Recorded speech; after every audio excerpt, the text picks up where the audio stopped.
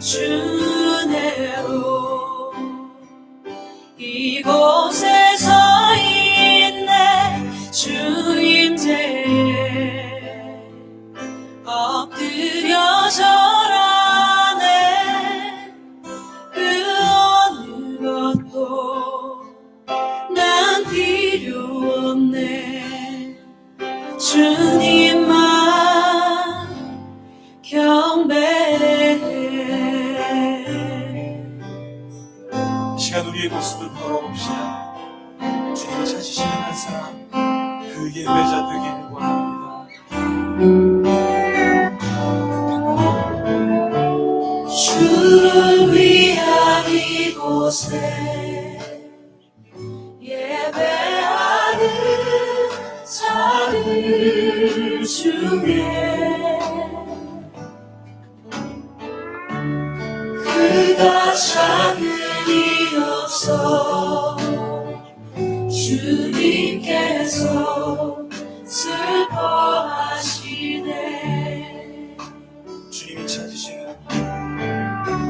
주님이 찾으시는 그 한 사람, 그 예배자.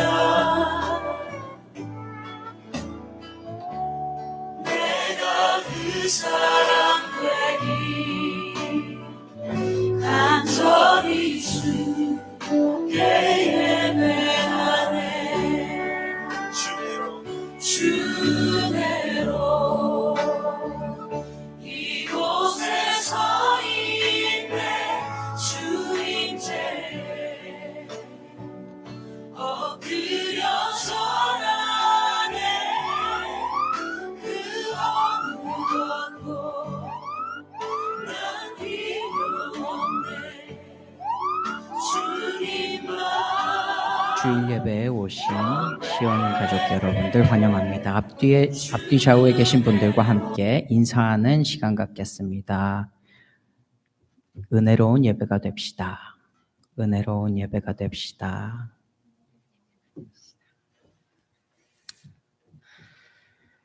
하나님 감사합니다. 우리가 아버지 하나님 앞에 나와서 예배를 드리며 찬양을 드립니다. 이 시간 함께하여 주시옵시고 우리가 이 전쟁터에서, 세상과 함께 싸우는 전쟁터에서 벌써 승리를 주신 것 같이 우리가 승리하며 싸워 나갈 수 있도록 인도하여 주시옵소서. 항상 준비되어 있는 그런 그리스도인의 자들로서 인도하여 주시옵소서. 감사하며 예수님의 이름으로 기도합니다. 아멘. 여호와는 나의 목자시니 내게 부족함이 없으리로다. 그가 나를 푸른 초장에 풀밭에 누이시며 쉴 만한 물가로 인도하시는도다. 다 같이 일어나셔서 찬양하시겠습니다.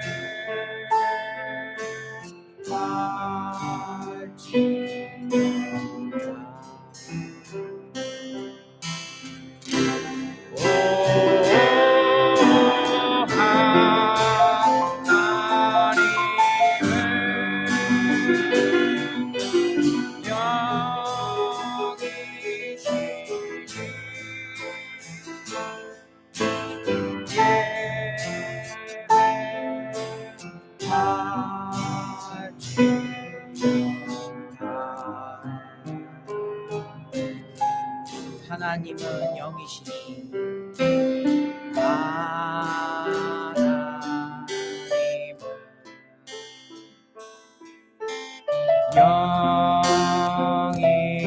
영이시니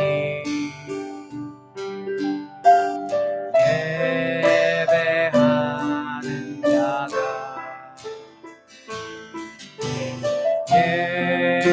예배하는 자가 신령과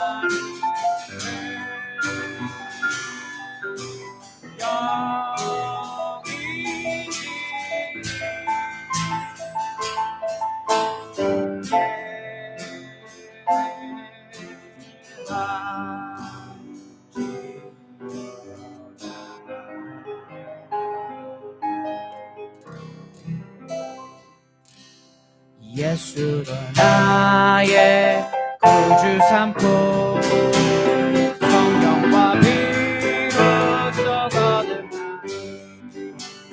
이 세상에서 내 영혼이 하늘의 영광 이것이 나의 간증이요 이것이 나의 찬송일세 나 사는 동안 끊임없이 주를 찬송하리로다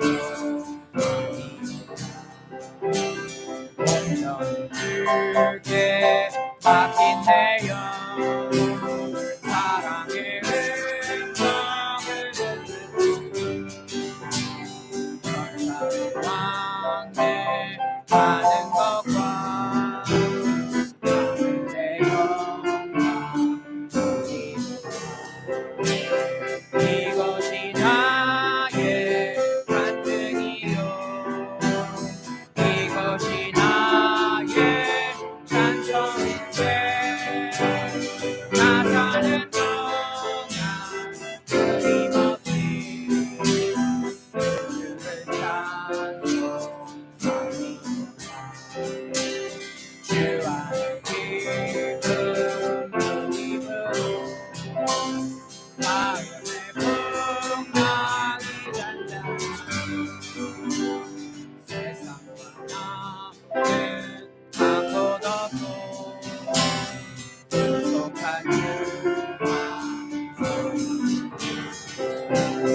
이것이 나의 간증이요 이것이 나의 찬송일세 나 사는 동안 끊임없이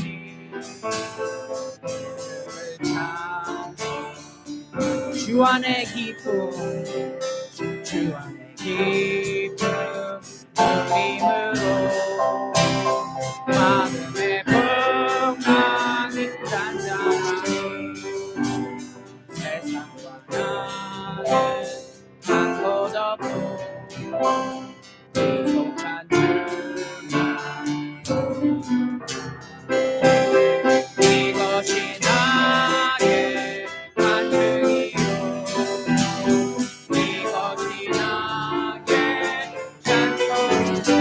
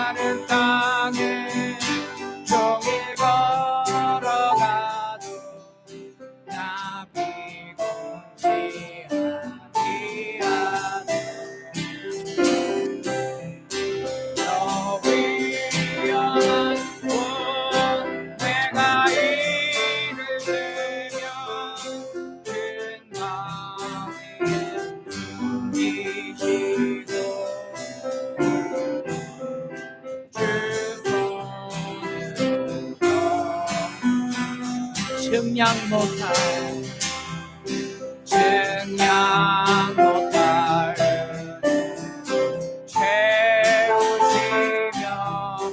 그 성령의 감화를 큰 기쁨을 찬양토록 내 믿음을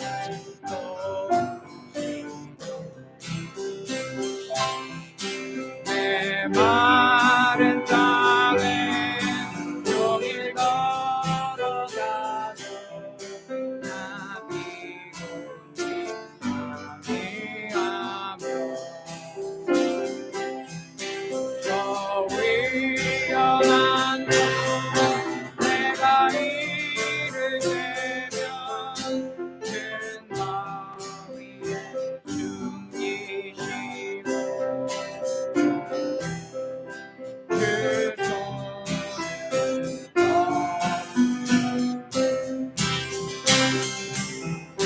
주 예수님 공주 임하실 때 나 일어나 맞이하리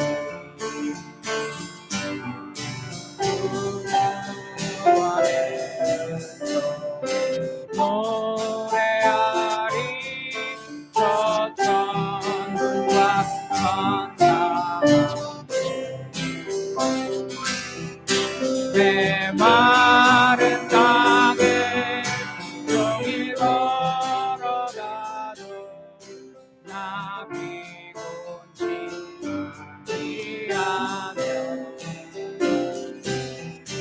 저 위험한 곳 내가 이르려면 큰 바위에 숨기시고 주 손을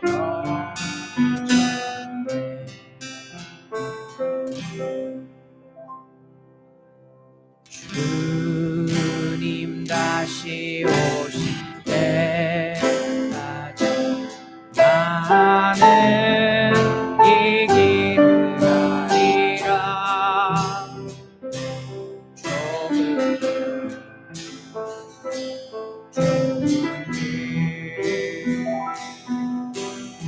나의 십자가 지고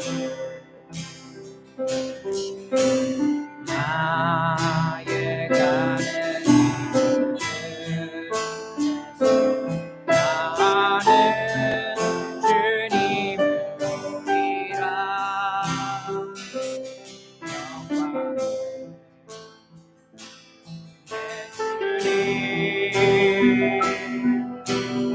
나를 맞아주시고 주님 다시 오실 때까지 나는 일어나 달려가리라 주의 영광 온 땅 덮을게 나는 일어나 노래하리 내 사모하는 주님 온 세상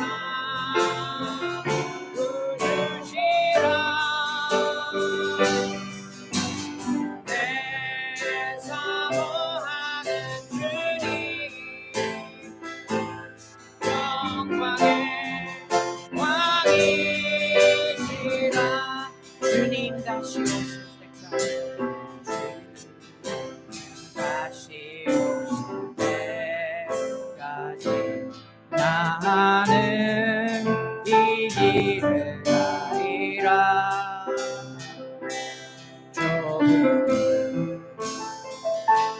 좁은 길 나의 십자가 지고 나의 가는 끝에서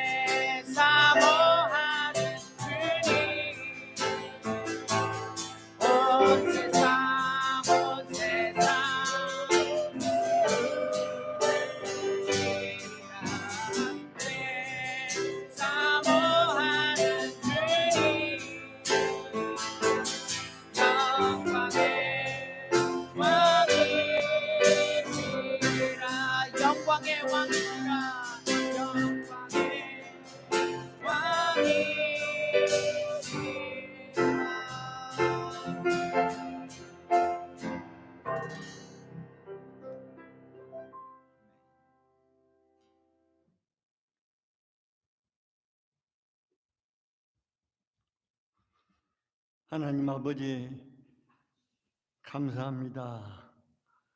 저희를 세상 가운데 두시지 않고 주의 귀한 날 복된 이 날에 존전에 불러주시고 감사합니다.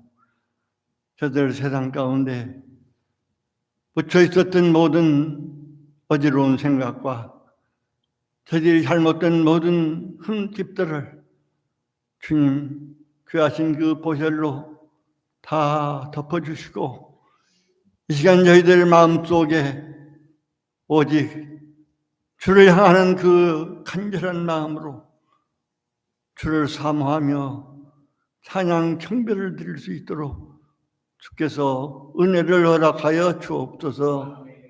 주님, 저희들을 사랑해 주시고 아껴주시며 이제까지 저희들을 지켜주셨사오니 저희들 세상 가운데 실족지 않도록 붙들어주시고 그 강한 손으로 저희들을 인도하여 주셔서 주께서 원하는 그 길을 감사하며 영광 돌리는 귀한 삶이 되도록 주께서 축복하여 주옵소서.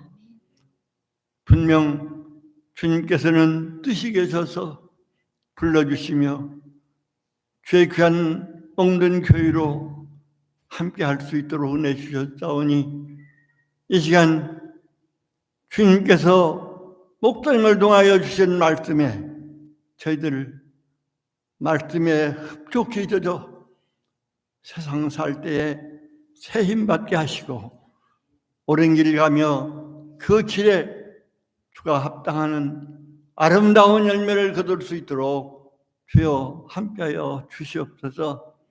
하나님, 이 전에 속하여 있는 모든 주님의 귀한 백성들을 기억하여 주시고 하는 일과 가정과 모든 일에 모든 현장에 주님께서 낱낱이 주관하여 주셔서 조금도 실망하지 않고 담대히 하늘나라를 향하여 힘있는 발걸음을 옮겨가며 뛰어갈 수 있도록 날아갈 수 있도록 믿음을 허락하여 주옵소서.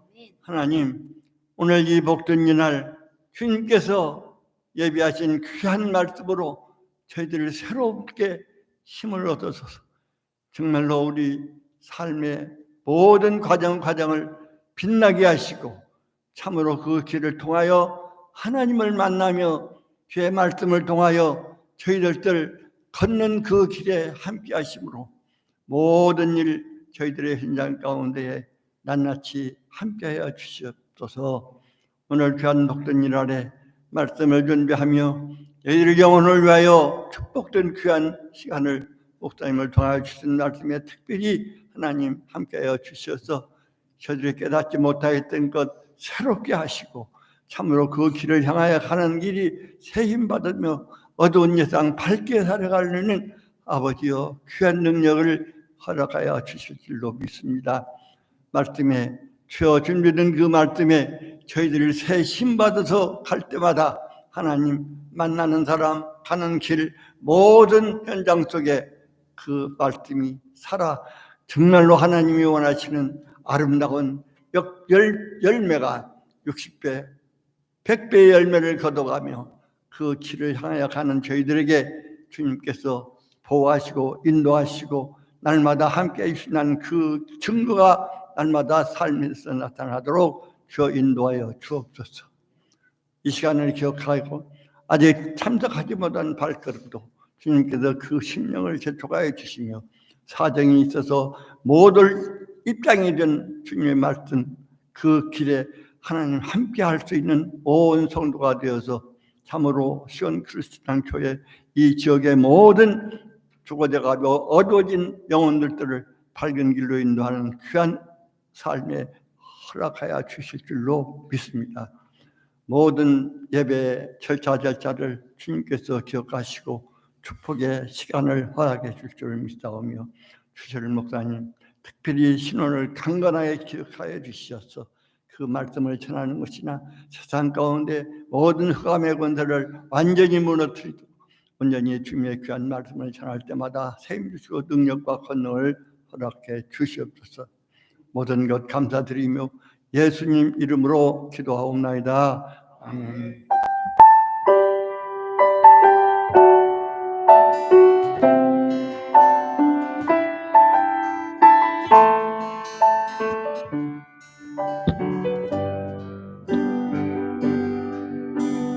나 주님의 기쁨 되기 원하네. 내 마음을 새롭게 하소서. 새 부대가 되게 하여 주사. 주님의 빛 비추게 하소서. 내가 원하는 한 가지, 주님의 기쁨이 되는 것. 내가 원하는 한 가지, 주님의 기쁨이 되는 것. 겸손히 내 마음 드립니다. 나의 모든 것 받으소서. 나의 마음에 뜻게 씻어주사. 주의 길로 행하게 하소서. 내가 원하는 한 가지, 내가 원하는 한 가지, 주님의 기쁨이 되는 것. 내가 원하는 한 가지, 주님의 기쁨이 되는. 내가 원하는 한 가지, 내가 원하는 한 가지, 주님의 기쁨이 되는 것. 내가 원하는 한 가지, 주님의 기쁨이 되는 것. 아멘. 세월이 정말 빨리 가는 것 같아요. 3월 들어왔는데 벌써 중순이에요. 내일 모레면은 3월 끝날 것 같죠?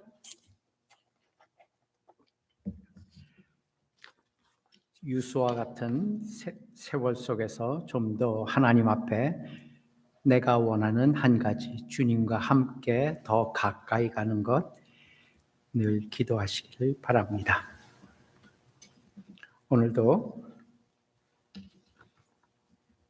식사는 우리 송호숙 집사님께서 준비하셨습니다. 교회 친교실에서 식사 준비되어 있습니다. 마치는 대로 함께 식사하며 친교 나누시길 바랍니다. 멀리 계신 분들과 예배 참석 못하신 우리 가족들을 위해서 기도해 주시기를 바랍니다. 오늘은 특별히 또 우리 아이들이 나오지 않은 연휴로 인해서 이하자 사모님의 유년부 축복 기도는 다음 주일로 미루겠습니다. 꼭 기억하시고 오늘 함께 나눌 말씀 살펴보겠습니다. 마가복음입니다.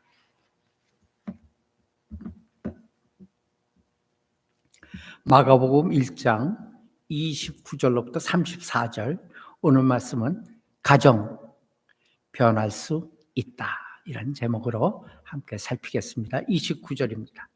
29절 제가 보고 30절 여러분과 함께 보겠습니다. 29절 회당에서 나와 곧 야고보와 요한과 함께 시몬과 안드레의 집에 들어가시니 열병으로 누웠는지라 사람들이 곧 그의 일을 예수께 여짜오는데 나가사 그 손을 잡아 일으키시니 열병이 떠나고 여자가 저희에게 수종드니라.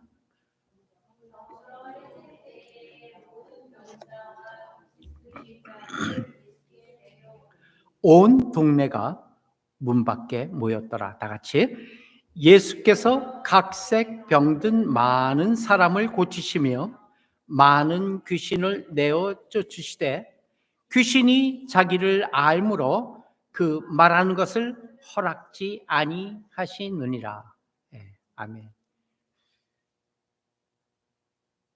항상 성경에 보게 되면은 병든 많은 사람과 그리고 많은 귀신 들린 자의 그 귀신을 내어 쫓는다고 이렇게 좀 나누어서 꼭 말씀이 연결되어 있는 것 꼭 기억하시길 바랍니다. 많은 병이 그 원인이 귀신이 아니다라는 얘기죠. 많은 병의 원인은 따로 있어요. 그리고 귀신 들린 것도, 귀신 들려 병든 것도 그 원인의 하나에 들어가는 건 사실입니다. 여기 보게 되니까 예수님이 자기를 알므로, 예수님을 알므로, 귀신이 예수님을 알므로 그 말하는 것을 허락지 아니한다. 조용히 해. 내가 구주인 것 얘기하지 마라. 이런 말씀인데 참 의미 있는 말씀 같습니다. 자, 잠깐 생각나서 말씀 첨언을 좀 했습니다. 미국 초기에 청교도 역사 속에서 가장 큰 영향을 끼쳤던 사람으로 조나단 에드워드라는 목사가 있습니다. 아마도 신앙의 연륜이 있으신 분들은 한두 번쯤은 이름을 들어보셨을 것이고 혹 그가 설교한 내용을 글로 읽어본 적도 있을 겁니다. 혹시 신학을 하시는 분들은 조나단 에드워드는 우리 기독교 역사에 빠지면 안 되는 인물로 잘 배우고 있을 것입니다. 미국 초기 청교도 역사입니다. 물론 이 사람 영국에서 공부했고 영국 사람입니다. 영국 사람인데 미국으로 와서 청교도와 함께 청교도에 불붙는 그 역사와 함께 그가 교회의 목사로서 사역을 했습니다. 어쨌거나 이 에드워드 목사, 에드워드는 주님을 지극히 사랑하는 신앙적인 여인과 결혼을 합니다. 그래서 신혼 초기부터 철저하게 기독교적 원리에 따르는 그러한 그리스도인의 가정을 형성해 간 것, 이것이 역사에 있습니다. 그런데 재미있는 거 하나가 있어요. 같은 때 이 조나단 에드워드의 친구가 하나 있어요. 같은 동네에 있었어요. 같은 교회에 다녔어요. 그 친구가 이름이 맥스 주크라는 사람이에요. 뉴 잉글랜드에서 낳고 그와 함께 조나단 에드워드와 함께 자란 동네 교회 친구예요. 맥스 주크. 신앙이 없고 또 방탕했던 한 여인과 결혼을 합니다. 조나단 에드워드와 조금 구별이 되죠. 결혼한 상대가. 그래서 조나단 에드워드는 철저하게 기독교적 원리에 따른 가정생활을 꾸렸는데 이 신앙이 없는 방탕했던 여인과 결혼한 이 친구 맥스 주크는 나중에 자신도 신앙을 저버리게 됩니다. 그의 사람 됨됨이가 점점 잘못되어 갔어요. 훗날에, 그로부터 먼 훗날 200년 지난 다음에 어떤 사람이 이 두 사람의 가계를 추적을 했어요. 그것이 레포트에 돼서 제가 그 레포트를 읽었습니다. 그들의 후손이 과연 어떻게 되었을까? 이 레포트의 질문입니다. 여기에 따른 결과가 조나단 에드워드는 추적 당시까지 617명을 추적을 했어요. 그 후손들입니다. 후손에 낳고 또 낳고 또 낳고 후손들이에요. 그 후손인데 617명이 대학 총장을 지냈던 사람이 12명, 교수가 75명, 의사가 61명, 성직자가 102명, 군대 장교가 75명이요, 저술가가 87명이었으며 변호사가 107명, 판사가 31명이었습니다. 고급 공무원이 82명이었고 하원 의원이 3명, 상원 의원은 1명, 그리고 미국 부통령을 지낸 사람이 1명 배출됐습니다. 조나단 에드워드의 가계입니다. 반면에 맥스 듀크 1292명을 조사를 했어요. 1292명의 그 당시까지의 후손입니다. 유아로 사망한 사람이 309명, 아예 자라기도 전에 젖먹이로 죽은 사람이 309명, 직업적인 거지가 310명, 불구자가 441명,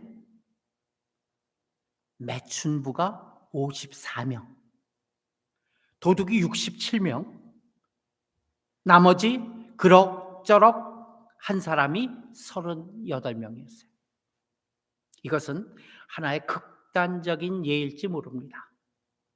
하필 조사한 사람의 극단적인 예일지 모르죠. 그러나 그리스도가 주인 되신 가정과 그리스도가 떠나버린 가정과의 차이를 볼 수 있는 좋은 예가 아닐까 해서 여러분 앞에 가지고 나왔습니다.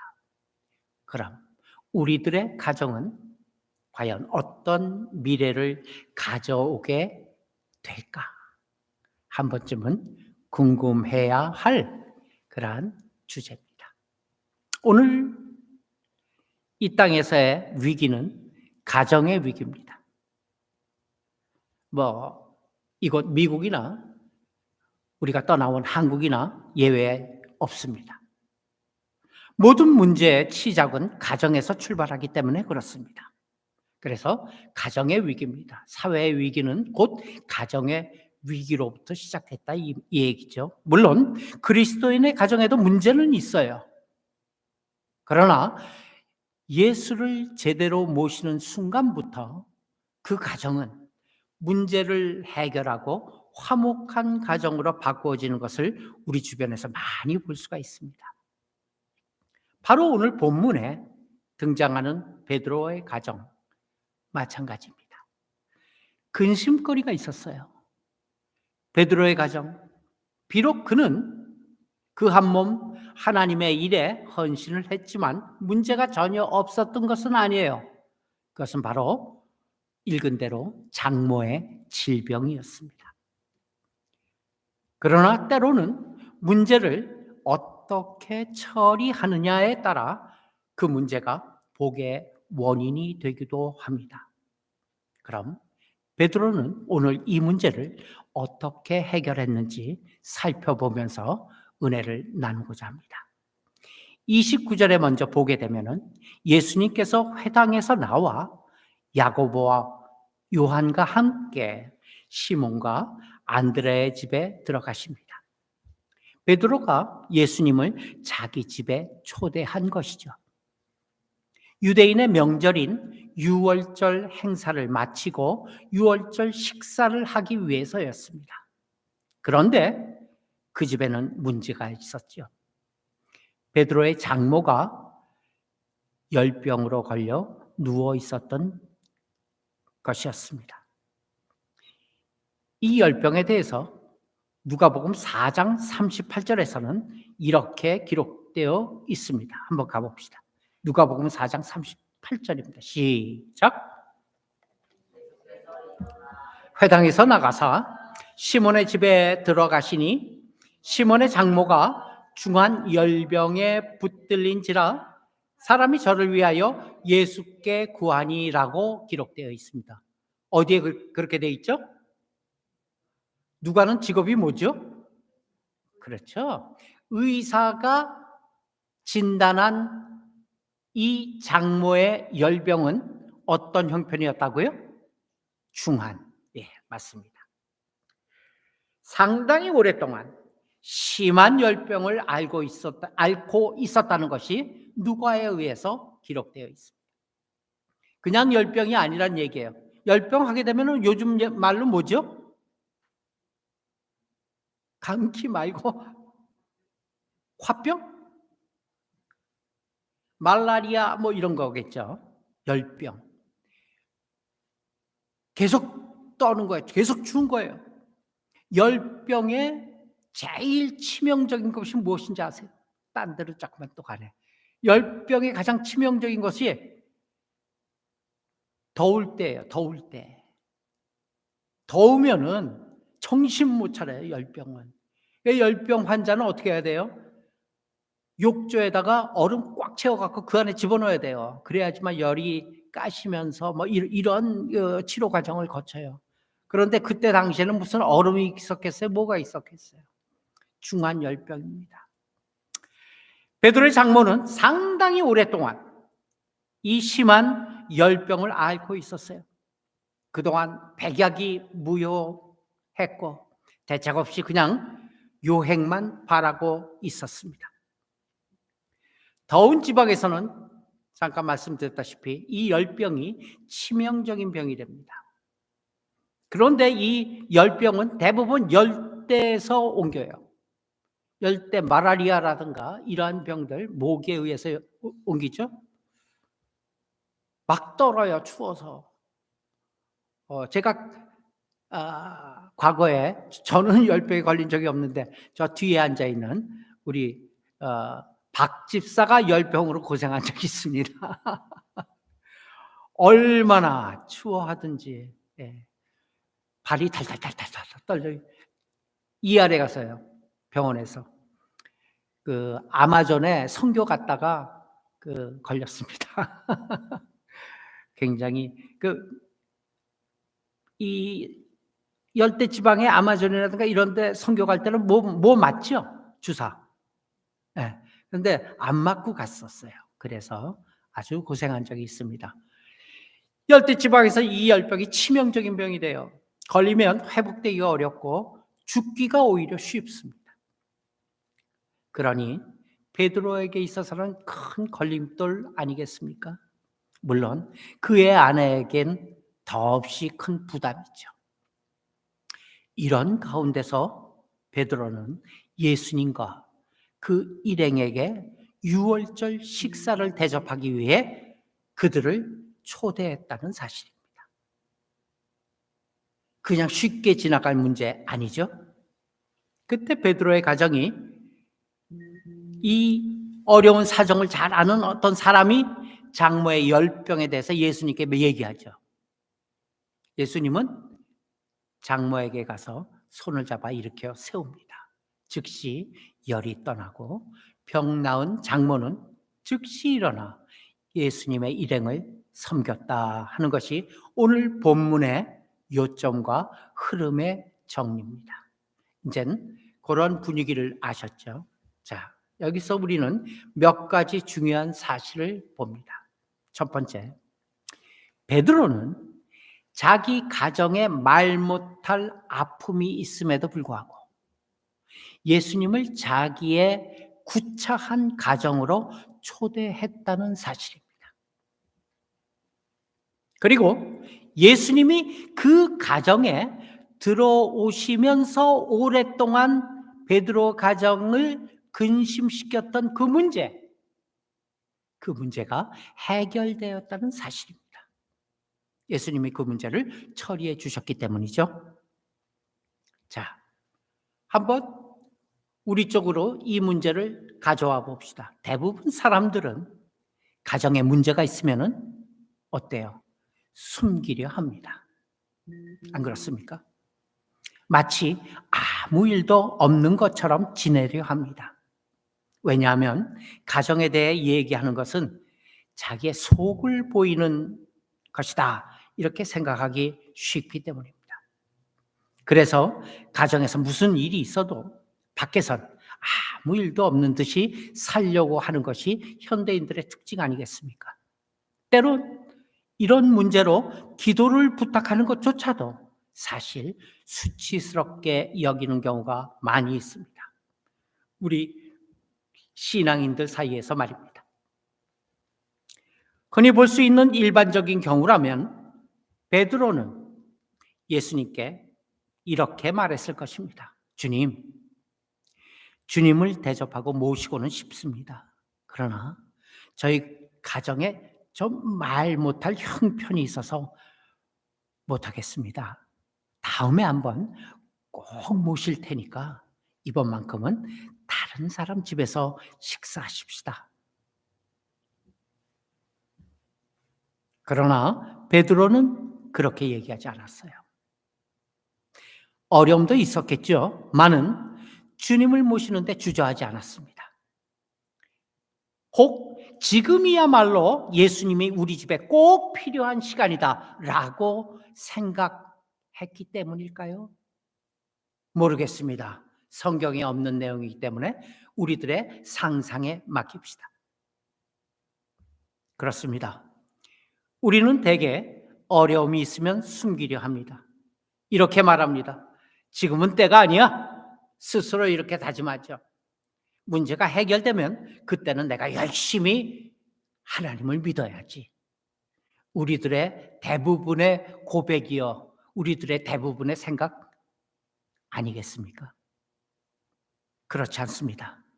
바로 지금이 그때입니다. 바로 지금이 바로 그때입니다. 문제가 있을 때, 고민이 있을 때 바로 그 현장에 예수님을 모셔야 된다는 사실입니다. 아니, 예수님을 꼭 모셔야 합니다. 예수님께 가지고 나아가야 하는 것입니다. 예수님만이 그 문제를 해결할 수 있기 때문입니다. 아멘. 네. 더군다나 오래되고 또 불가능하게 여기는 문제라면 더더욱이 예수님을 찾아야만 하는 것이 우리의 고백이어야만 됩니다. 주님께 맡기지 않는다면 어느 누구에게 이 문제를 맡기겠는가 생각해 보십시다. 바로 지금이 주님을 모셔드려야 할 때입니다. 내 문제를 주님에게 드린다고 말하십시오. 주님 아니면 아무도 이 문제를 해결할 수 없다고 고백하십시오. 주님이 필요하다고 기도하십시오. 예수님이 그 일을 맡으시도록 힘을 다해 기도하시기를 바랍니다. 처음 주님은 베드로의 집에 손님으로 오셨어요. 그렇잖아요? 밥 한 끼 식사할 손님으로 오셨지만 나중에는 어떻게 돼요? 그 식사의 주인공이 되셨어요. 베드로의 장모를 고쳐주심으로 인해서 잔치의 주인이 된 것입니다. 그렇습니다. 예수님께서 가정의 주인이 되셔야 하고 예수님께서 가정의 머리가 되어야 할 때 모든 문제는 해결될 줄 믿습니다. 단지 예수님을 아는 것으로 족하지 않습니다. 예수님을 바로 우리 가정의 주인으로 모시기를 바랍니다. 사람들은 유형만 다르지 다들 나름대로 가정의 문제를 가지고 있는 것이 현실입니다. 여기 앉아있는 모든 분들 가정에 문제 없는 사람이 어디 있겠어요? 다 문제를 가지고 있어요. 고부간의 문제, 부부간의 문제, 자녀간의 문제, 형제간의 문제, 이웃간의 문제, 아니면 신앙적인 갈등이 있을 수도 있습니다. 유형은 다릅니다. 그러나 이 모든 것이 가정에서 일어나고 있다는 사실은 같습니다.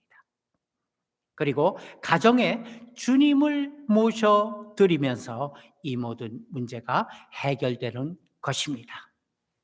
두 번째, 31절 하반절의 장모의 변화를 한번 살펴봅시다. 31절 한번 볼까요? 나아가서 시작. 열병이 떠나고 여자가 저희에게 수종드니라. 수종들었다는 말은 섬겼다는 말씀이죠. 장모가 예수님을 섬겼다는 것, 하나님께 치유받은 은혜에 대한 감사의 가장 적절한 표현 방법일 것입니다. 하나님의 복을 체험한 사람만이 진정 남을 섬길 수 있습니다. 근심거리였던 장모가 이제는 돕는 자가 됐어요. 지지자가 되었어요. 베드로의 장모는 바로 일어나서 예수님과 그 일행을 위해 음식을 만들고 장만하는 일을 했습니다. 베드로에게 있어 이보다 더 신나는 일이 어디에 있었을까 생각해 보세요. 장모가 직접 예수님을 대접하고 예수님과 일행이 음식을 맛있게 먹는 모습을 보면서 기뻤을 거예요. 얼마나 베드로가 기뻤을까요? 더욱이 베드로의 아내는 자기 어머니가 벌떡 일어나서 자기와 함께 음식을 만드는데 얼마나 또 기뻤을까요? 아마 베드로의 삶에 가장 강력한 기도의 후원자의 한 사람을 든다면 분명히 이 장모였을 것입니다.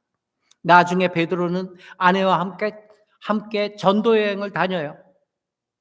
그때 이 장모의 도움이 얼마나 컸었을까? 우리는 미루어 짐작해 볼 수 있습니다.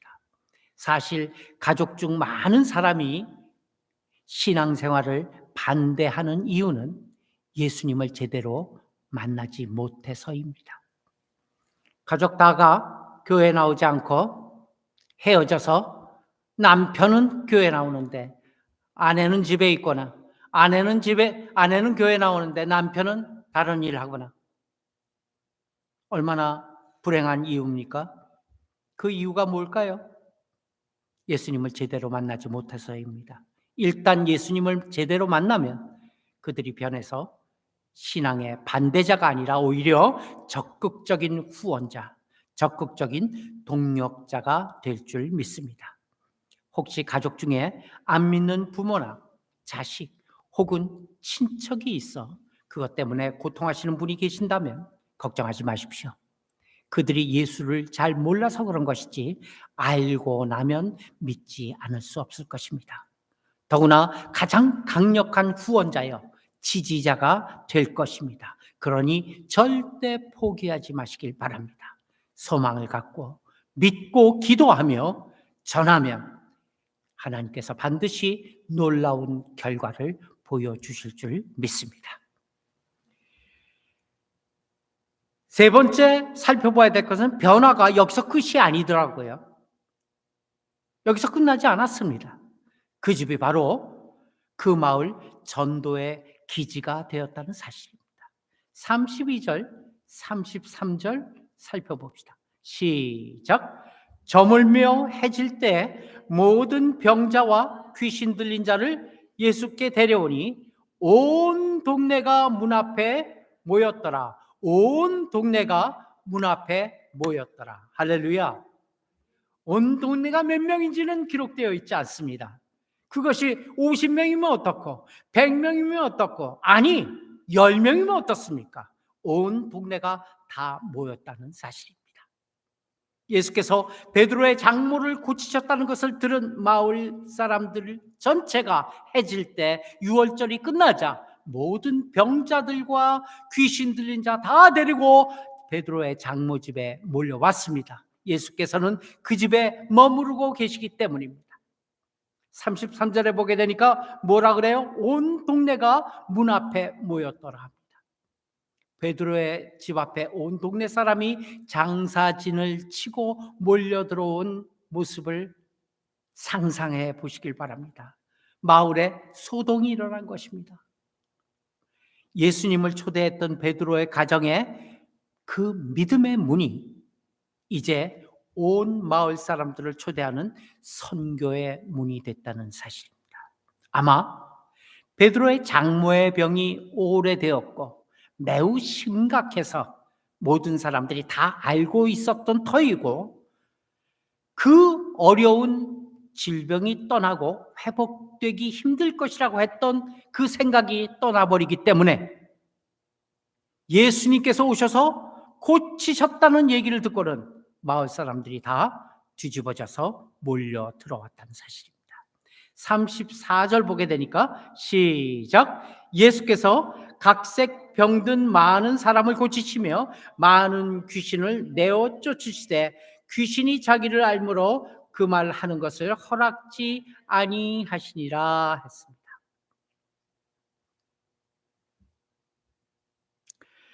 누가복음 4장 40절에는요.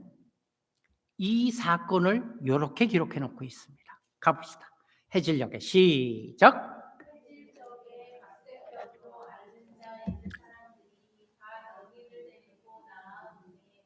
예수께서 일일이 그 위에 손을 얹으사 고치시니, 네, 손을 얹으사 고치시니. 치유받은 장모 한 사람 때문에 수많은 사람이 하나님의 치유를 경험하는 사건입니다. 이날 수많은 병자들이 고침받았고 많은 귀신이 쫓겨났습니다. 한 가정이 예수를 모시면서 한 동네가 다 살아나는 일이 생겨난 것입니다. 이 일이 비단 베드로의 집 일뿐이었겠습니까? 오늘날 우리 집은 예외입니까? 예수님이 베드로 가정에 들어가면서 어떤 일이 벌어졌습니까? 장모의 병이 고침받았어요. 다시 얘기하면 문제가 해결되었어요. 평범한 베드로의 집이 하나님의 영광을 위한 도구로 쓰여졌다는 사실. 그리고 마을 사람들은 모두 구원받는 선교의 도구로 또한 사용되었어요. 많은 병자들이 치료받는 집이 되었어요. 복음의 장애물이라고 생각할 수밖에 없었던 그 장모의 질병이 복음의 도구가 되는 순간입니다. 우리 생각과 이렇게 다른 겁니다. 우리들의 장애물을 주님께 드린다면, 주님께 맡긴다면 주님께서는 그 모든 것을 통하여 주님의 복음의 도구로 사용하신다는 사실을 잊지 마시길 바랍니다. 성경에는 이렇게 한 가정이 예수를 믿고 그 집을 하나님께 드리니까 그 집을 통해서 하나님의 영광을 드러낸 많은 사람들의 기록으로 가득 차 있다는 사실, 이것을 그냥 지나치지 마시길 바랍니다. 한번 예를 들어볼까요? 도르가라는 여인은 자기 집을 예배 처소로 들여서 거기에서 뭐가 생겼습니까? 혹시 아시는 분? 도르가의 집을 예배 처소로 들였습니다. 거기서 일어난 게 무엇인가요? 빌립보 교회입니다. 찾아보십시오. 빌립보 교회가 세워지게 되고 빌립보 교회로 든든히 쓰는 놀라운 역사가 어디서 시작했다고요? 도르가라는 여인, 자기 집을 예배 처소로 내어놨을 때 일어난 사건입니다. 빌레몬은요, 빌레몬이라는 사람의 집은 그리스도인들의 모임 장소로 전도사의 휴식처로 사용되었어요. 그래서 거기서 수많은 전도자들이 다시 휴식을 하고 새로운 복음의 전진 기지가 되었어요. 삭개오의 집은 어떻습니까?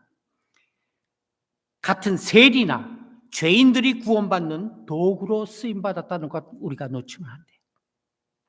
마가 요한의 어머니 마리아의 집은 어때요? 기도의 장소로 사용되었죠? 그 후에 어떻게 돼요? 오순절 마가 다락방에 성령이 임하는 장소가 어디에서 일어났습니까? 바로 마가 요한의 어머니 마리아의 다락방에서 일어났다는 사실입니다.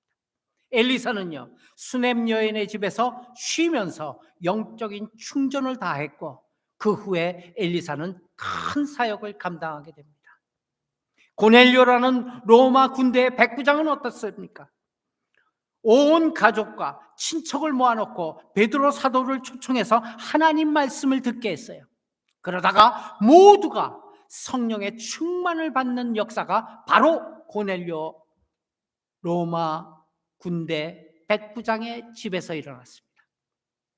사도행전 16장에서는 간수장이 예수를 믿어 그의 집 온 식구가 전부 구원을 받는 역사 어디에서 일어났습니까? 바로 간수장의 집에서 일어났습니다. 주 예수를 믿으라. 그리하면 너와 내 집이 구원을 얻으리라. 이 말씀이 어디서 나온 말씀이에요? 바로 간수장의 집에서 나온 말씀입니다. 사도행전 16장의 기록입니다. 온 식구가 전부 구원을 얻고 난 다음에 주 예수를 믿으라. 그리하면 너와 내 집이 구원을 얻으리라. 성경에 나오는 이렇듯 많은 구원의 사건들이 바로 변화받은 한 가정에서 시작되었던 것을 기억하시길 바랍니다. 하나님이 주인 되시는 가정, 하나님을 주인으로 모신 가정은 하나님의 영광의 도구입니다. 우리 가정도 이렇게 될 수 있습니다. 우리 시온 크리스찬 교회 가족들의 가정도 이렇게 될 수 있습니다. 아니, 반드시 이렇게 되어야만 합니다. 예수님이 주인 되시면 어떤 문제도 풀리게 되어 있다는 사실을 믿으시길 바랍니다. 그런데 문제는 많은 사람이 예수 그리스도를 제쳐놓고 문제는 내가 해결하려고 시도한다는 데 있습니다. 수많은 실패를 경험했음에도 불구하고 여전히도 자기 생각을 놓지 않고 있는 것이 현실 아니겠습니까? 우리는 어떻게 예수님을 가정의 주인으로 모실 수 있는가? 이제 마지막을 향해서 달려가고 있네요. 어떻게 예수님을 가정의 주인으로 모실 수 있는가? 써놨나 모르겠네. 안 써놓은 것 같아요. 첫 번째, 믿어야 한다. 같이 따라합니다. 믿어야 한다. 시작. 혹시 알아야 한다를 믿어야 한다로 착각하시는 분은 안 계시겠죠? 많은 사람들이 예수를 알고는 있어요. 근데 그 아는 범주에서 믿는 범주로 넘어가질 못하고 있는 것도 현실이에요. 믿어야 한답니다. 예수님은 어떤 문제도 해결할 수 있다는 것을 믿는 사람, 절대 낙심하지 않습니다. 예수 그리스도를 통해서 모든 문제가, 내게 있는 모든 문제가, 내게 있는 모든 희망이, 내게 있는 모든 소망이 이루어질 수 있다는 것을 믿는 사람은 절대 낙심하지 않습니다. 늘 소망을 갖습니다. 늘 앞을 향해 나아갑니다. 주님이 포기하지 않는 한 우리가 먼저 포기할 이유가 없습니다. 아멘 하십니까? 낙심치 말고 소망을 가지고 끝까지 인내하며 변화는 믿음에서 시작된다는 사실입니다. 믿어야 합니다. 두 번째, 예수님을 가정의 주인으로 모셔야 합니다. 예수님을 가정의 주인으로 모시자. 시작. 예수님을 가정의 주인으로 모시자. 아멘. 예수님의 말씀을 공부하며 또 예배하는 시간, 가족과 함께 기도하는 시간, 하나님을 찬양하는 시간, 이렇듯 예수님을 가정의 주인으로 모시는 시간을 많이 가지시기를 바랍니다. 우리들의 묵상 가운데, 우리들의 성경의 들춤 가운데 예수님을 가정의 주인으로 모시고 예수님이 결정을 내릴 수 있도록 우리의 자리를 양보하시길 바랍니다. 마지막으로 세 번째입니다. 하나님 말씀 위에 가정을 세워나가야 한다. 시작. 믿는다는 가정에서도 가족이 함께 기도하고 예배하는 가정은 그렇게 많지 않습니다. 비록 가족이 각각 예수를 믿고 교회를 나간다고 하지만 가정에서 이루어지지 않는 영적인 사역이 없다면 그럼 예수님이 주인 되지 아니하신 것입니다. 예수님이 주인 되신 가정은 하나로, 예수님을 머리로 하는 가정이 되어야 합니다. 가족이 예수님을 중심으로 하나 되는 일, 이것이 무엇보다 우선되는 일임을 다시 한번 기억하시길 바랍니다. 오늘 베드로를 통해서 어찌하여 베드로의 가정이, 베드로의 사역뿐만 아니라 베드로의 가정이 이렇듯 사역의 중심에 이르게 되었는가?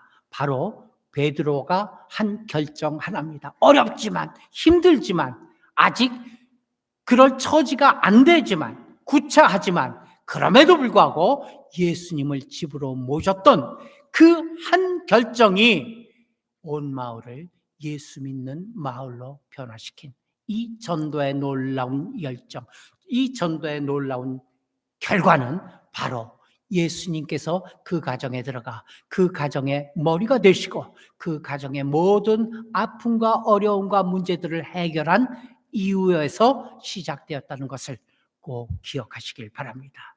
우리도 예외일 수 없습니다. 우리도, 우리의 가정도 문이 활짝 열려 전도의 문으로, 그리고 선교의 문으로 많이 쓰임받는 그러한 우리 모두가 되시길 예수님의 이름으로 축원합니다. 기도합시다.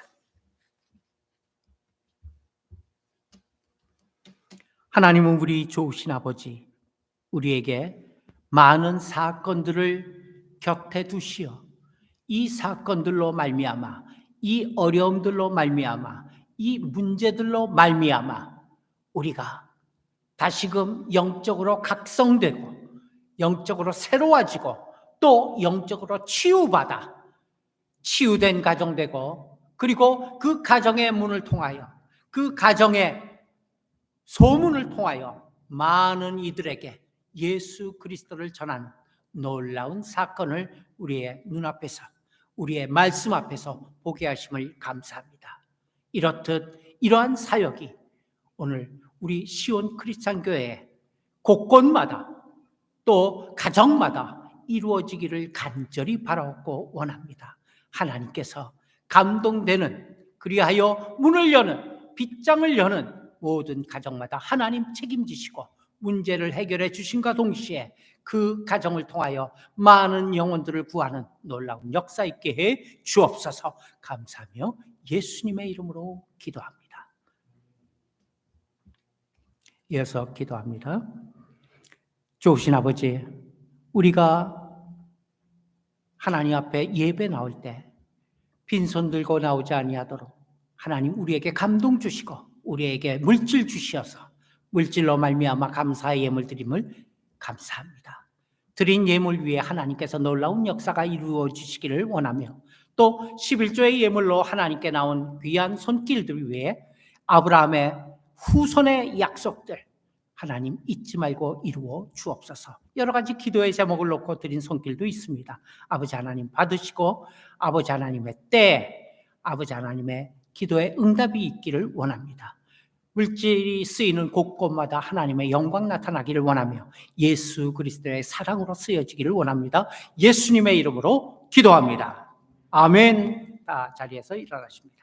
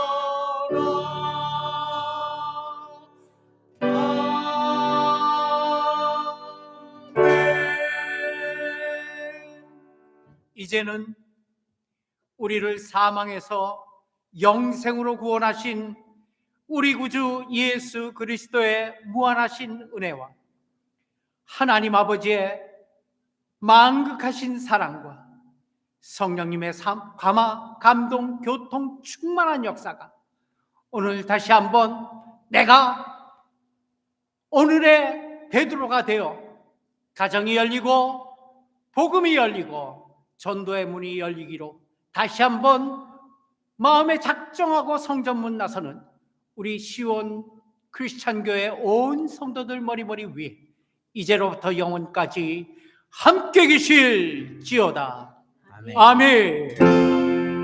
여호와를 즐거이 불러 기쁨으로 주께 나가리. 여호와 그의 백성 기르시는 양이라. 여호와를 즐거이 불러 기쁨으로 주께 나가리. 여호와 하나님 그의 백성 기르시는 양이라. 감사함으로 주를 높이며 물에 들어가서 찬송함으로 그 이름 주갈지어다. 감사함으로 주를 높이며 물에 들어가서 찬송함으로 그 이름을 주갈지어다. 여호와를 너희 불러 기쁨으로 주님 나가리. 여호와 하나님 그의 백성 기르시는 양이라. 여호와를 너희 불러 기쁨으로 주님 나가리. 여호와 하나님 그의 백성 기르시는 양이라. 감사함으로 주를 높이며 물에 들어가서 찬송함으로 그 이름을 주갈지어다. 감사함으로 주를 높이며 물에 들어가서 찬송함으로 그 이름을 주갈지어다. 감사함으로 주를 높이며 물에 들어가서 찬송함으로 그 이름을 주갈지어다. 감사함으로 물에 들어가서 찬송함으로 그 이름을 주갈지어다.